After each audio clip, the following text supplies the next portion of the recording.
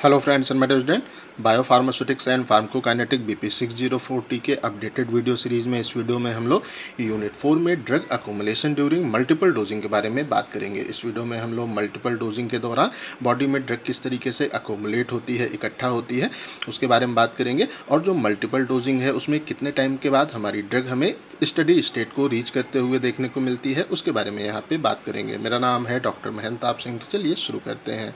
तो अगर हम लोग ड्रग अकोमुलेशन ड्यूरिंग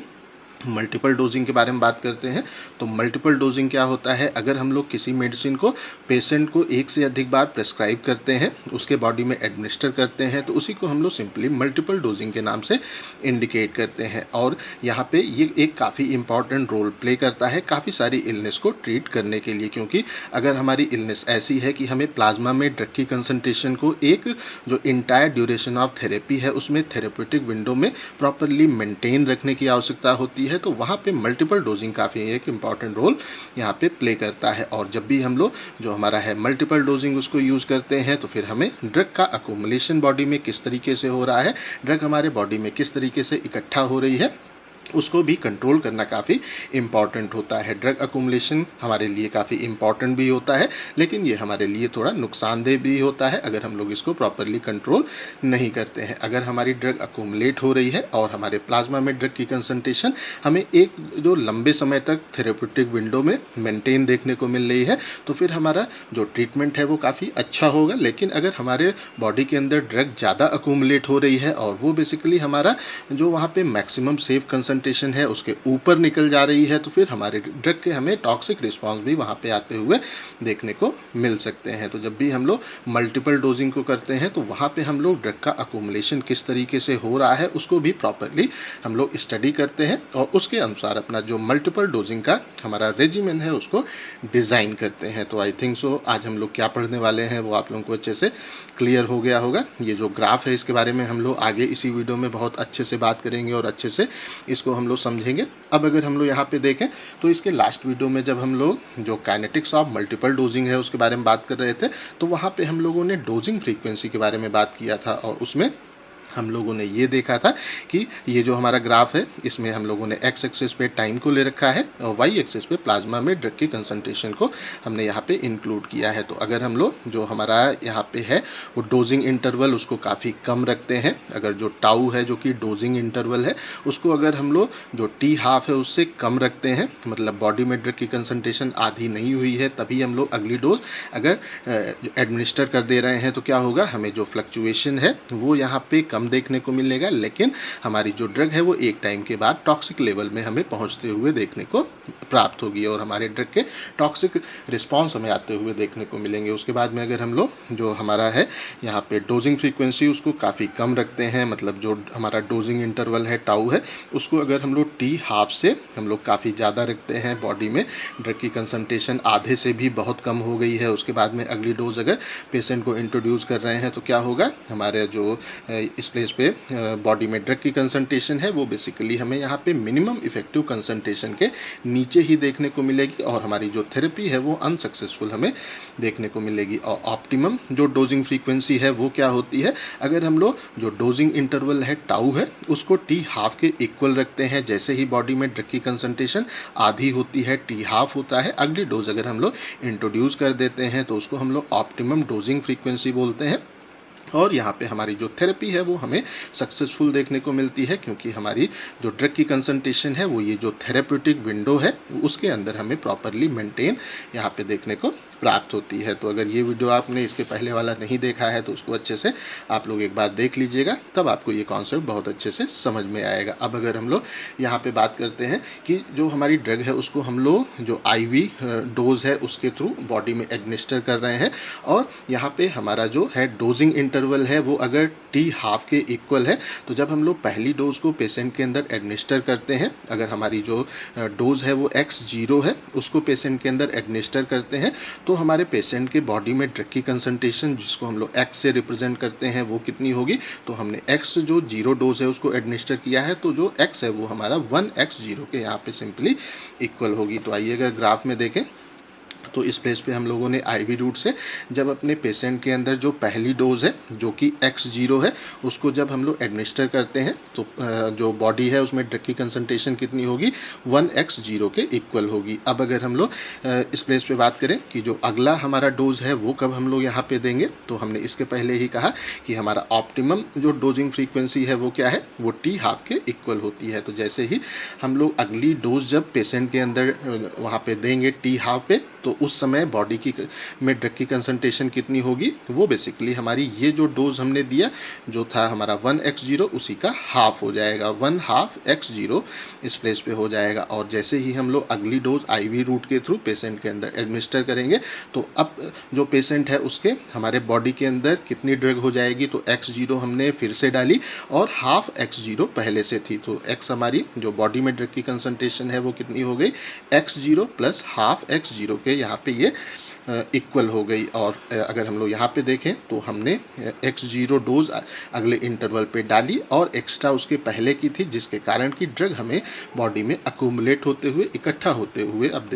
यहाँ पे देखने को स्टार्ट होगी। और अगर हम लोग अक्यूमुलेशन को के बारे में बात करते हैं तो बेसिकली ये अक्यूमुलेशन किसके कारण हो रहा है कि हमने जो अगली डोज दी उसको बेसिकली जब तक हमारी ड्रग पूरी बॉडी से निकल नहीं गई थी उससे पहले ही हमने अगली डोज पेशेंट को दी, तो इसी के कारण हमारे जो बॉडी है उसमें ड्रग की कंसंट्रेशन हमें ड्रग अक्यूमुलेट होते हुए देखने को मिलती है। तो जो हमारी है वहाँ पे प्रीवियस डोज वो कम्प्लीटली रिमूव नहीं हुई थी, उसके पहले ही हम लोग ने उस प्लेस पे अगली डोज x0 दे दिया, जिसके कारण की अक्यूमुलेशन यहाँ पे होते हुए हमें देखने को प्राप्त हो रहा है। और अगर हम लोग यहाँ पे बात करते हैं तो जब हमारे बॉडी में ड्रग अक्यूमुलेट होना हमें स्टार्ट होते हुए देखने को मिलता है तो वहाँ पे हमारा जो बॉडी है उसमें ड्रग का जो अमाउंट है वो हमें यहाँ पे ग्रेजुअली अक्यूमुलेशन के कारण बढ़ते हुए देखने को मिलता है। और जब बॉडी में हमारी ड्रग का अमाउंट हमें बढ़ते हुए वो देखने को मिलता है तो उसी के साथ साथ में जो हमारा रेट ऑफ एलिमिनेशन है वो भी हमें उसका वहाँ पे उसी के प्रोपोर्शन में राइज होते हुए बढ़ते हुए देखने को मिलता है, क्योंकि अधिकतर जो हमारी ड्रग होती हैं वो बेसिकली जो हमारा होता है फर्स्ट ऑर्डर रेट काइनेटिक को फॉलो करती हैं। अमाउंट जैसे जैसे प्लाज्मा में बढ़ेगा वैसे वैसे रेट ऑफ एलिमिनेशन भी हमें इंक्रीज होते हुए यहाँ पे वो देखने को प्राप्त होगा। और ये कब तक यहाँ पे इंक्रीज होगा, जब तक कि हमारे बॉडी में ड्रग की कंसंट्रेशन एक स्टडी स्टेट में नहीं आ जाएगी। और इसी स्टडी स्टेट को हम लोग प्लेटियो के नाम से इंडिकेट करते हैं। और स्टडी स्टेट कब रीच होगा, स्थिर अवस्था कब आएगी, जब हमारा जो ड्रग का रेट ऑफ एंट्री है वो रेट ऑफ एग्जिट के जब तक इक्वल नहीं हो जाएगा तब तक हमें यहाँ पे जो स्टडी स्टेट है वो रीच होते हुए देखने को नहीं मिलेगी। और जैसे ही rate of entry rate of exit के इक्वल हो जाएगा हमें अपने प्लाज्मा में ड्रग की कंसंट्रेशन एक स्टडी स्टेट में या प्लेटियो में रीच होते हुए सिंपली देखने को प्राप्त होगी। तो हम लोग आसान तरीके से कह सकते हैं कि इस प्लेस पे क्या होगा कि अगर हम लोग स्टडी स्टेट के बारे में बात करते हैं, स्थिर अवस्था के बारे में बात करते हैं, तो स्थिर अवस्था क्या है, जब हमारे प्लाज्मा में ड्रग की कंसंट्रेशन हमें वहाँ पे एक जो सीमित दायरा है उसमें मेंटेन देखने को मिलती है। और वो तभी मेंटेन होगी जब हम जिस रफ्तार से बॉडी में ड्रग को डाल रहे हैं उसी रफ्तार में ड्रग हमारे बॉडी से एलिमिनेट भी हो, तो उसी कंडीशन में हमें स्टडी स्टेट प्रॉपरली मेंटेन होते हुए यहाँ पे देखने को मिलेगी। तो आइए ये जो ग्राफ है उसको एक बार हम लोग अच्छे से देख लेते हैं। तो ये जो ग्राफ है इसमें हम लोगों ने यहाँ पे जो ये प्लेस है वो बेसिकली हमारा डोजिंग इंटरवल को इंडिकेट कर रहा है। तो ये हमारा जो फर्स्ट डोज है वो है सेकेंड डोज, ये हमारा है तीसरा, ये चौथा, ये पांचवा और ये छठा डोज है। और अगर इंटरवल को देखें तो ये हमारा फर्स्ट इंटरवल है, ये सेकेंड इंटरवल है, थर्ड इंटरवल है, फोर्थ इंटरवल है और ये फिफ्थ इंटरवल है। उसके बाद में ये जो हमारी ग्रीन लाइन है वो बेसिकली जो वो लोअर जो असमटेट है वो यहाँ पे है, और ये जो रेड लाइन है ये बेसिकली अपर असमटेट है। और असमटेट का मतलब क्या होता है, ये बेसिकली हमारा एक तरह की ग्राफ की वो लाइन होती है जो इनफाइनाइट होती है, वो किसी एंड को टच नहीं करती है। तो यहाँ पे हम लोग इसके आगे जितनी भी डोज चाहें उसको इंक्रीज कर सकते हैं, यहाँ पे ये एंड नहीं होती है। अब आइए अगर हम लोग इस प्लेस पे देखें तो ये जो हमारी है पोजीशन, यहाँ पे हम लोग पेशेंट के अंदर पहली डोज को इंट्रोड्यूस करते हैं। तो जब हम लोग यहाँ पे जो x0 डोज को इंट्रोड्यूस करेंगे तो बॉडी में ड्रग की कंसंट्रेशन कितनी होगी, x0 हो जाएगी। उसके बाद में ड्रग का एलिमिनेशन स्टार्ट होगा और जैसे ही हमारी बॉडी में ड्रग की कंसंट्रेशन आधी हो जाएगी, हाफ x0 हो जाएगा, हम लोग अगली डोज को इंट्रोड्यूस कर देंगे। और अगली डोज को जैसे ही इंट्रोड्यूस करेंगे तो हमारा आधा अमाउंट ड्रग का पहले से है, एक जो हमारी डोज है उसको और दे रहे हैं, तो अब कितना हो गया 1 प्लस हाफ x0 हमारा यहाँ पे जो बॉडी है उसमें ड्रग की कंसंट्रेशन हो जाएगी। उसके बाद में फिर से यहाँ पे एलिमिनेशन होगा और जब हमारा एलिमिनेशन होगा तो क्या होगा कि ये जो हमने ये वाली 1 डोज दी थी ये आधी रह जाएगी और ये जो थी हमारी 1/2 वो 1/4 रह जाएगी। अब हमारे जो बॉडी है उसमें ड्रग की कंसंट्रेशन कितनी हो गई, हाफ x0 प्लस 1/4 x0। और फिर से अगर हम लोग अगली डोज यहाँ पे इंट्रोड्यूस कर देंगे तो एक डोज और आ जाएगी 1 प्लस हाफ प्लस 1/4 x0 हमारी जो बॉडी है उसमें ड्रग की कंसंट्रेशन हो जाएगी। उसके बाद में जब यहाँ पे फिर से हमारा t हाफ होगा तो जब t हाफ होगा तो क्या हो गया, जो हमारी 1 डोज थी वो हाफ हो गई, 1/4 वाली जो हमारी 1/2 वाली थी वो 1/4 हो गई, 1/4 वाली 1/8 हो गई। अब हमारे बॉडी में ड्रग की कंसंट्रेशन कितनी हो गई, 1/2 प्लस 1/4 प्लस 1/8 इंटू x0। अब हम लोग फिर से अगली डोज यहाँ पे देंगे तो अगली डोज हमने यहाँ पे फिर से x0 दी तो ये कितना हो गया, ये बेसिकली हमारा हो गया दैट इज़ द ये हो गया 1 और उसके बाद में ये हाफ है, ये 1/4 है, ये 1/8 है। फिर से हमारा जो यहाँ पे एलिमिनेशन है वो होगा और जब यहाँ एलिमिनेशन होगा आधी कंसंट्रेशन ड्रग की बाहर निकलेगी तो 1 जो है वो हाफ हो जाएगा, 1/2 1/4 हो जाएगा, 1/4 1/8 हो जाएगा, 1/8 1/16 हो जाएगा। तो अब हमारे बॉडी में ड्रग की कंसंट्रेशन कितनी हो गई, half plus 1/4 plus 1/8 plus 1/16 x0 body में कंसंट्रेशन हो गई। अब जैसे ही हम लोग अगली डोज को देंगे तो फिर से वो इसमें ऐड हो जाएगा, तो एक डोज फिर ऐड हो गई तो 1 plus half plus 1/4 plus 1/8 plus 1/16 है x0 हमारी यहाँ पे डोज हो गई। और फिर से जब हमारा यहाँ पे एलिमिनेशन होगा तो इस तरीके से हमारा यहाँ पे ड्रग अकुमुलेट होते हुए बॉडी में देखने को मिलता है। और यहाँ पे ये जो हमारी है लाइन इसको हम लोग XSS मैक्स के नाम से इंडिकेट करते हैं। ये हमारा ये X हमारी बॉडी में ड्रग की कंसंट्रेशन है, SS स्टडी स्टेट को इंडिकेट कर रहा है और जो मैक्स है वो इसकी मैक्सिमम कंसंट्रेशन को इंडिकेट कर रहा है। तो हमारी एक तरह से बॉडी में जो ड्रग की कंसंट्रेशन है जब स्टडी स्टेट में मैक्सिमम होती है तो उसको हम लोग एक्स जो SS मैक्स से इंडिकेट करते हैं। और ये जो हमारा इसका ग्रीन वाली लाइन है वो बेसिकली XSS जो मिनिमम है उसको इंडिकेट कर रहा है। तो इस तरीके से हम लोग इस ग्राफ को यहाँ पे अच्छे से समझ सकते हैं। अभी हम लोग इसके बारे में और भी आगे अच्छे से बात करेंगे। अब अगर हम लोग बॉडी में जो ड्रग की कंसंट्रेशन X है उसका जो मिनिमम और मैक्सिमम हमारी वैल्यू है अगर उसको देखें तो इसकी जो हमारी मैक्सिमम वैल्यू होती है जो कि XSS मैक्स है वो बेसिकली 2x0 के इक्वल होती है और यहाँ पे जो हमारा XSS मिनिमम होता है वो बेसिकली 1x0 के इक्वल होता है। तो आइए अगर हम लोग ग्राफ में यहाँ पे इस प्लेस पे देखें तो ये हमारा इस प्लेस पे क्या है, XSS जो मैक्स है वो यहाँ पे है, वो बेसिकली हमें 2x जो 0 है उस पे देखने को मिलता है। जैसे ही हमारे बॉडी में ड्रग की कंसंट्रेशन डबल हो जाती है हमें यहाँ पे XSS मैक्स यहाँ पे रीच होते हुए देखने को मिलता है। और अगर हम लोग XSS मिनिमम के बारे में बात करते हैं तो ये बेसिकली हमारा 1x0 के इक्वल होता है। तो इस तरीके से हम लोग इसको भी यहाँ पे डिफाइन कर सकते हैं। अब अगर हम लोग यहाँ पे बात करते हैं तो ये जो हमारा मॉडल है वो बेसिकली तभी अप्लीकेबल होता है जब हम लोग जो हमारा डोजिंग इंटरवल है टाउ है उसको t हाफ के इक्वल रखते हैं और जो ड्रग है उसको हम लोग इंट्रावेनस रूट से अगर पेशेंट के अंदर एडमिनिस्टर कर रहे हैं उस कंडीशन में ये जो हमारा मॉडल है वो अप्लीकेबल होता है। अगर हम लोग जो हमारा है टाउ उसको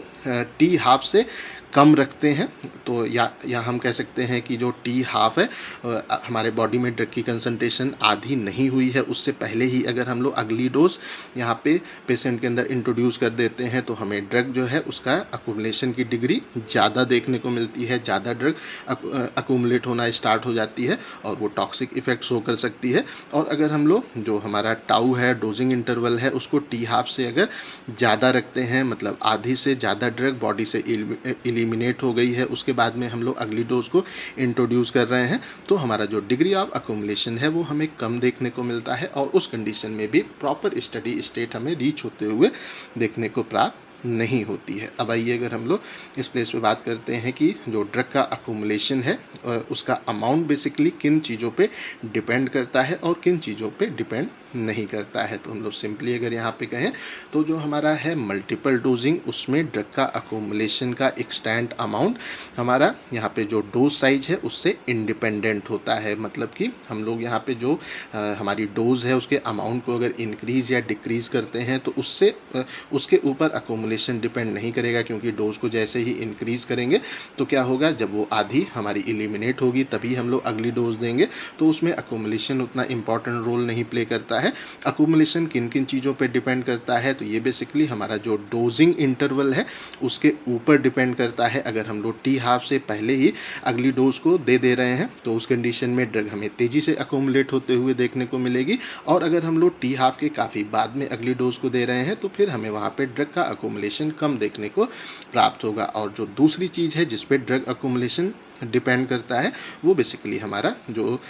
होता है एलिमिनेशन हाफ लाइफ, वो यहाँ पे है। तो अगर हमारा जो हाफ लाइफ है वो काफ़ी ज़्यादा होगा तो उस कंडीशन में हमें जो डोजिंग इंटरवल है उसको बढ़ाना पड़ेगा, और अगर उस प्लेस पे इंक्रीज़ करना पड़ेगा। और अगर हमारा जो एलिमिनेशन हाफ लाइफ है वो अगर कम होगा तो उस कंडीशन में हमें डोजिंग इंटरवल को रिड्यूस करने की यहाँ पे सिंपली आवश्यकता होती है। अब हमारा यहाँ पे कितना अमाउंट ड्रग का अकुमुलेट हो रहा है उसके अगर हमें अमाउंट को कैलकुलेट करना है तो उस कंडीशन में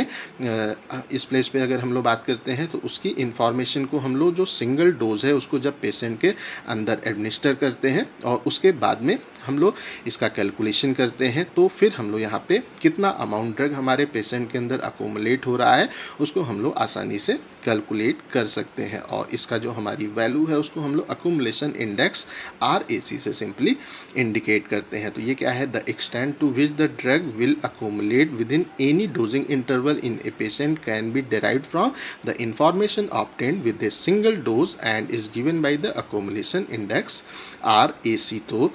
हम लोग आसान तरीके से कहें तो कह सकते हैं कि अगर हमें कितना ड्रग हमारे पेशेंट के अंदर अकोमुलेट हो रहा है हमारे किसी भी जो डोजिंग इंटरवल है उसमें, उसको अगर हमें कैलकुलेट करना है, डिराइव करना है, तो फिर हम लोग पेशेंट को जब सिंगल डोज वहाँ पे देते हैं